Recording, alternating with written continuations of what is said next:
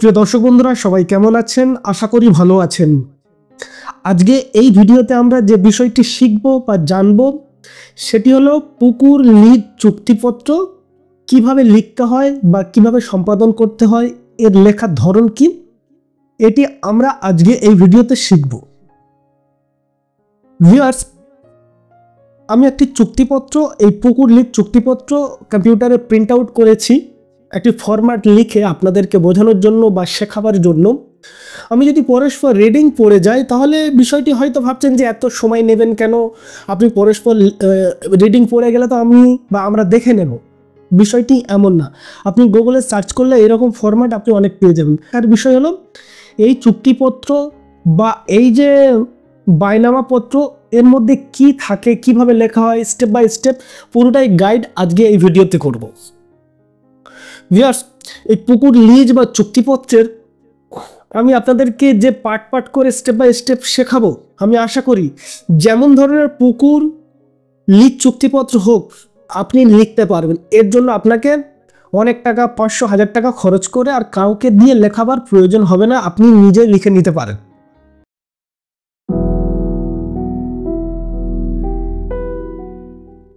দেখুন, একটা চুক্তিপত্রের, সেটা পুকুরের হোক বা যে কোনো অন্য কোনো চুক্তিপত্র হোক, বিশেষ করে আজকে এই ভিডিওটি স্পেশালি পুকুরের জন্য, সেই জন্য এখানে আমি 5টি ভাগ রেখেছি।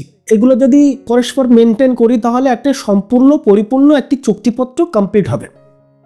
1 নম্বরে হেডলাইনটা যে কোন বিষয়ের উপরে আমরা চুক্তিপত্র করছি সেই হেডলাইনটা আপনাকে লিখতে হবে। 2 নম্বর হচ্ছে তারিখ, অবশ্যই কোন তারিখে সম্পাদন করতে হচ্ছে এটি আপনাকে মেনশন করতে হবে। 3 নম্বর হলো পক্ষগণ ও ঠিকানা, অর্থাৎ এখানে 2 পক্ষ থাকবে, কেউ লিজ দিচ্ছে বা কেউ গ্রহণ করছে। 2 পক্ষগণের নাম, তাদের পিতা বা হাজব্যান্ডের নাম এবং অ্যাড্রেস বা ঠিকানা, এগুলো লিখতে হবে।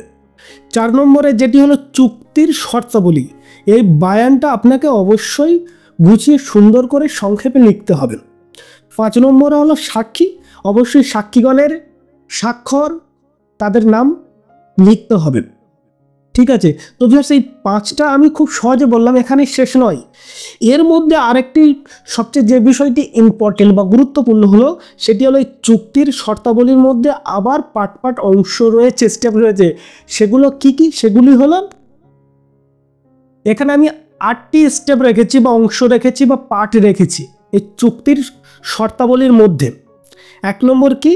লিজকৃত সম্পত্তির বিবরণ, অর্থাৎ যে পুকুরটি বা সম্পত্তিটি লিজ দেওয়া হচ্ছে বা গ্রহণ করা হচ্ছে তার বিবরণ অবশ্যই লিখতে হবে।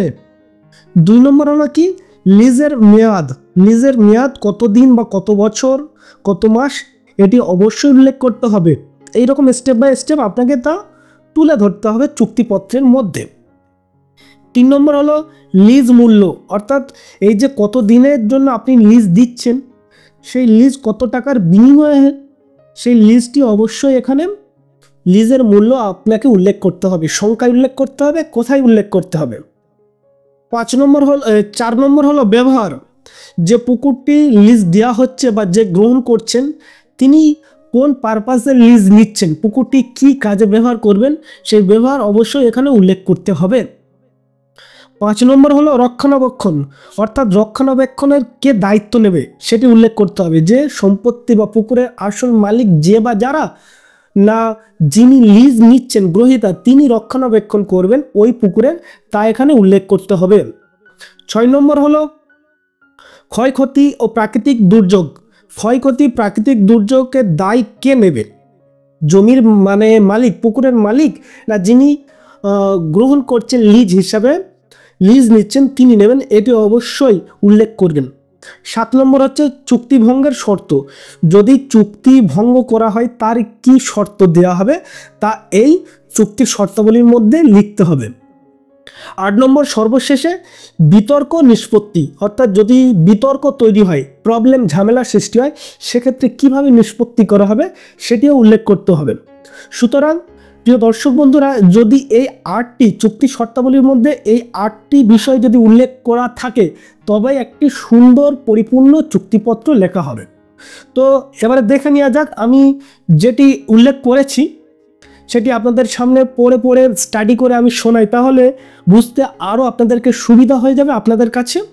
আর আমি এখানে পার্ট পার্ট করে বোঝানোর চেষ্টা করব যে কিভাবে কার পরে কার স্টেপ বাই স্টেপ কিভাবে এখানে উল্লেখ করা হয়েছে। আমি আশা করি অবশ্যই আপনারা বিষয়টি বা এই পুকুর লিজ চুক্তিপত্রটি নিজেরাই লিখতে পারবেন। প্রথমে আমি কি বলেছিলাম, হেডলাইন এখানে কি দেওয়া হয়েছে, পুকুর লিজ চুক্তিপত্র। এখানে হেডলাইন লিখেছি পুকুর লিজ চুক্তিপত্র। তারপরে কি বলেছিলাম, তারিখ। এখানে লিখেছি এই চুক্তিপত্রটি ড্যাশ তারিখে, অর্থাৎ কত তারিখে সম্পাদিত হলো, যে তারিখে লেখা হচ্ছে সেই তারিখটি এখানে উল্লেখ করবেন। ঠিক আছে। আচ্ছা, এবার হলো পক্ষগণ ও ঠিকানা। এখানে দুইটি পক্ষ থাকবে, প্রথম পক্ষ এবং দ্বিতীয় পক্ষ। প্রথম পক্ষ এখানে আমি রেখেছি যিনি এই চুক্তিতে লিজদাতা হিসাবে পরিচিত হবেন। ঠিক আছে, লিজদাতা।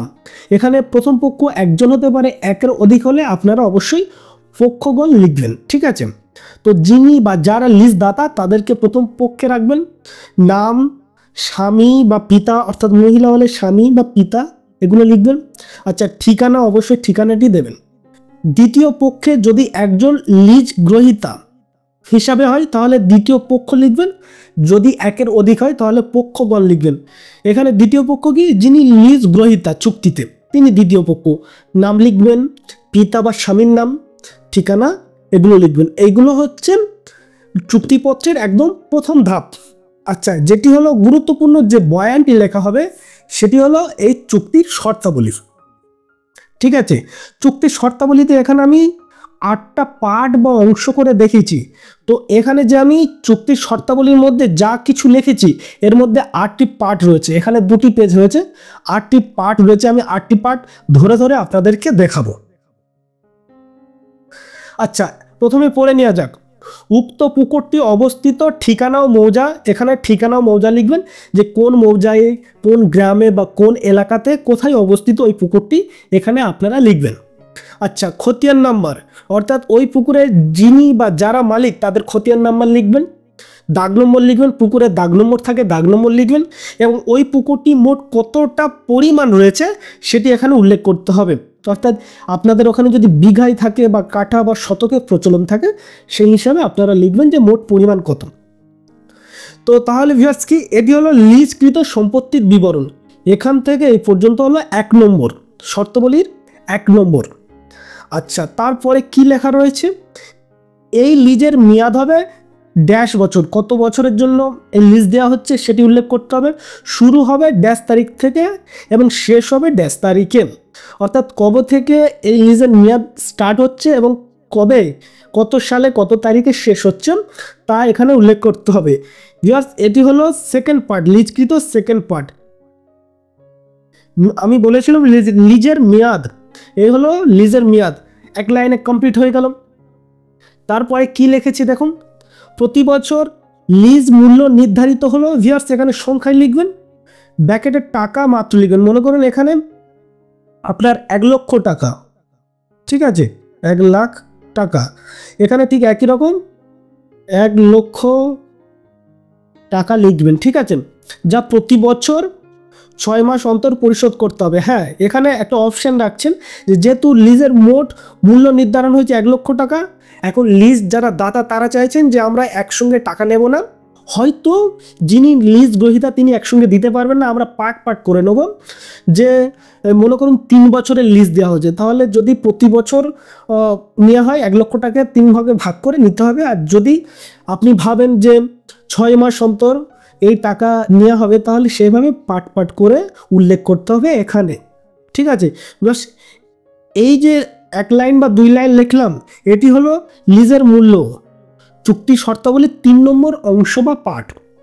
আচ্ছা, দ্বিতীয় পক্ষ পুকুরটি শুধুমাত্র মাছ চাষের উদ্দেশ্যে ব্যবহার করবেন এবং অন্য কোনো উদ্দেশ্যে ব্যবহার করতে পারবেন না। দ্বিতীয় পক্ষ অর্থাৎ যিনি লিজ গ্রহণ করছেন, ঠিক আছে, গ্রহীতা, তিনি পুকুরটি শুধুমাত্র মাছ চাষের উদ্দেশ্যে ব্যবহার করবেন, এছাড়া অন্য কোনো উদ্দেশ্যে ব্যবহার করতে পারবেন না।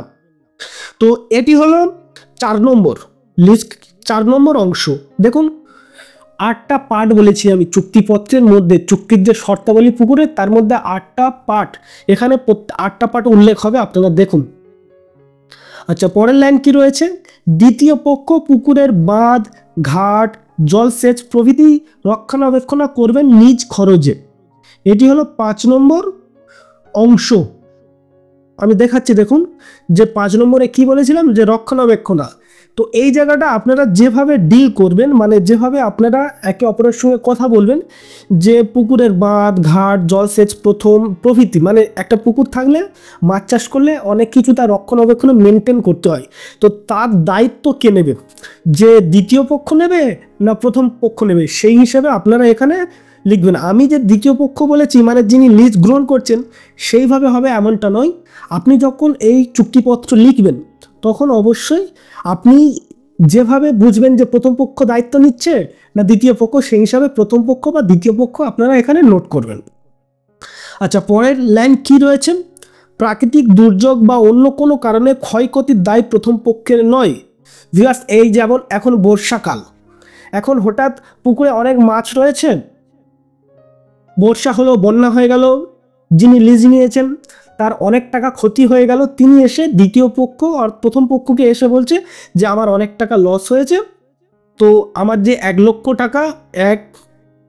লক্ষ টাকা যে লিজের মূল্য হয়েছে, এখান থেকে আমি 20,000 টাকা কম দেব, আমি লস খেয়েছি, তার সাথে সাথে আপনারাও এর অংশ বা ভাগটা নিতে হবে, মানে ক্ষতির ভাগ নিতে হবে। তো সেখানে গিয়ে ঝামেলা সৃষ্টি হবে, সেই জন্য এই চুক্তিপত্রে উল্লেখ করতে হবে যে প্রাকৃতিক দুর্যোগ বা অন্য কোনো কারণে ক্ষয়ক্ষতির দায় প্রথম পক্ষের নয়, অর্থাৎ যারা লিজ দিচ্ছে তাদের নয়। তো এই যে 6 নম্বর অংশে আমি এখানে লিখেছি, দেখুন ক্ষয়ক্ষতি বা প্রাকৃতিক দুর্যোগ, এটি কত? এটি হলো 6 নম্বর অংশ, এক লাইনে হয়ে গেছে 6 নম্বর পার্ট। আচ্ছা, তারপরে কি লিখেছি? যদি দ্বিতীয় পক্ষ শর্ত ভঙ্গন করেন তবে প্রথম পক্ষ এই চুক্তি বাতিল করতে পারবেন এবং পুকুর ফেরত নিতে পারেন। ভিউয়ার্স, এই পর্যন্ত হচ্ছে 7 নম্বর অংশ বা পার্ট চুক্তিপত্রের। যদি দ্বিতীয় পক্ষ অর্থাৎ যিনি লিজ নিয়েছেন পুকুরটি শর্ত ভঙ্গন করেন, শর্ত যেমন যে প্রতি বছর 30 বা 35,000 টাকা দেওয়ার কথা হয়েছিল, 1 বছর দিয়েছি, আরও 1 বছর পাড়িয়ে গিয়ে 6 মাস হয়ে যাচ্ছে, এখনও পেমেন্ট করছে না, ঠিক আছে, 1.5 বছর হয়ে যাচ্ছে, এখনও পেমেন্ট করছে না প্রথম বছরে, সেক্ষেত্রে যারা লিজ দাতা অর্থাৎ প্রথম পক্ষ, তারা এই চুক্তি বাতিল করে, যে চুক্তিপত্রটি লেখা হচ্ছে এই চুক্তি বাতিল করে সেই লিজ যিনি নিয়েছেন তার থেকে ফেরত নিতে পারবেন এবং চাইলে অন্য কাউকে আবার লিজ দিতে পারে, ঠিক আছে। আচ্ছা, এই লাস্ট অংশটুকু এইটুকু আপনি মেনটেন করবেন বা লিখবেন যদি আপনি এইরকম পুকুরের চুক্তিপত্র লেখেন। কোনো সমস্যা হলে স্থানীয় সালিসি, এখানে অপশান রেখেছে, পঞ্চায়েত বা স্থানীয় থানার মাধ্যমে নিষ্পত্তি করা হবে। ভিউয়ার্স, এখানে দুটি পক্ষ, দাতা এবং গ্রহীতা, কোনো না কোনো কারণ নিয়ে প্রবলেম হতেই পারে, হয়তো অনেক বড় সমস্যা হতে পারে টাকা পয়সা লেনদেনের ক্ষেত্রে, বা যিনি লিজ নিয়েছেন তিনি ওই ফ্যামিলি বা আশপাশে কাউকে ওই পুকুর ব্যবহার করতে দিচ্ছেন না, স্নান করতে দিচ্ছেন না, নামতে দিচ্ছেন না। তো অনেক কিছু ছোট ছোট প্রবলেমের কারণে বড় বড় ঝামেলা সৃষ্টি হতে পারে, ছোট ঝামেলা থেকে বড় ঝামেলা সৃষ্টি হতে পারে। সেক্ষেত্রে তার সমস্যার মানে সেই প্রবলেমের যে নিষ্পত্তি করা হবে কিভাবে, এখানে আপনারা নিজেদের মতো কথা বলে নেবেন যে স্থানীয় সালিসি অর্থাৎ গ্রামের মানুষজন বা এলাকার মানুষজন ডেকে বসে এই প্রবলেম সমস্যার সমাধান হবে, না পঞ্চায়েতে গিয়ে পঞ্চায়েত প্রধান পঞ্চায়েত সেক্রেটারির সামনে তাদের মাধ্যমে সমাধান করা হবে, না স্থানীয় থানা যে কিছু প্রবলেম হলে থানায় গিয়ে তা সমস্যার সমাধান করতে হবে, এইভাবে নিষ্পত্তি করতে হবে, ঠিক আছে। তো ভিউয়ার্স, এই হলো চুক্তির শর্তাবলী। লাস্টে কি রাখা হয়েছে? দুই পক্ষের স্বাক্ষর, প্রথম পক্ষ যিনি লিজ দাতা বা দাতাগণ তাদের সিগনেচার এবং তারিখ, দ্বিতীয় পক্ষ লিজ গ্রহীতা সে বা তাদের স্বাক্ষর এবং তারিখ, এগুলো অবশ্যই লিখতে হবে, ঠিক আছে। আচ্ছা, সাক্ষীগণ, এখানে অন্তত 2 জন সাক্ষী আপনারা রাখবেন, সাক্ষীর কমপ্লিট নাম লিখবেন, ঠিক আছে। এখানে সাক্ষীর 1 নম্বর সাক্ষীর পূর্ণ নাম লিখবেন এবং যিনি সাক্ষী তিনি এখানে সিগনেচার করবেন। ঠিক একইভাবে 2 নম্বর সাক্ষী সেই ব্যক্তির নাম এখানে সম্পূর্ণ কমপ্লিট নাম লিখবেন এবং যিনি সাক্ষী 2 নম্বর তিনি এখানে সই করবেন। তো ভিউয়ার্স, আমি আশা করি এই ভিডিও কমপ্লিট দেখার পরে আপনাদের আর বুঝতে বাকি থাকলো না যে পুকুর লিজ চুক্তিপত্র কিভাবে লিখতে হয় এবং এর মধ্যে কি থাকে, এর কি মেটেরিয়ালস রয়েছে, যে কোনো ধরনের পুকুরের লিজ হোক না কেন আপনি তা লিখতে পারেন। কি কি ভাগে ভাগ করা হয়েছে, কটা পার্ট রয়েছে, স্টেপ বাই স্টেপ কার পরে কি লিখতে হবে, সম্পূর্ণ বিষয়টি আমি আপনাদের সামনে তুলে ধরলাম। ভিউয়ার্স, ভিডিওটি হয়তো অনেক লম্বা হয়েছে, আপনাদের কাছে বেশি সময় আমি নিয়ে ফেলেছি, কিন্তু আমি আশা করি আপনি যদি নতুন হন, অর্থাৎ কখনো এই চুক্তিপত্র লেখেননি বা আপনি কখনো চেষ্টাও করেননি, কিন্তু এই বিষয়ে আপনি ইন্টারেস্টেড, তাহলে আশা করি অবশ্যই আপনি উপকৃত হয়েছেন। ভিডিওটি সম্পূর্ণ দেখার জন্য আপনাদেরকে অনেক অনেক ধন্যবাদ। এরপরে যদি কিছু প্রশ্ন বা জিজ্ঞাসা থাকে অবশ্যই কমেন্ট বক্সে করবেন। যারা আমার এই চ্যানেলে নতুন অবশ্যই চ্যানেলটি সাবস্ক্রাইব করবেন। ভালো থাকবেন, সুস্থ থাকবেন।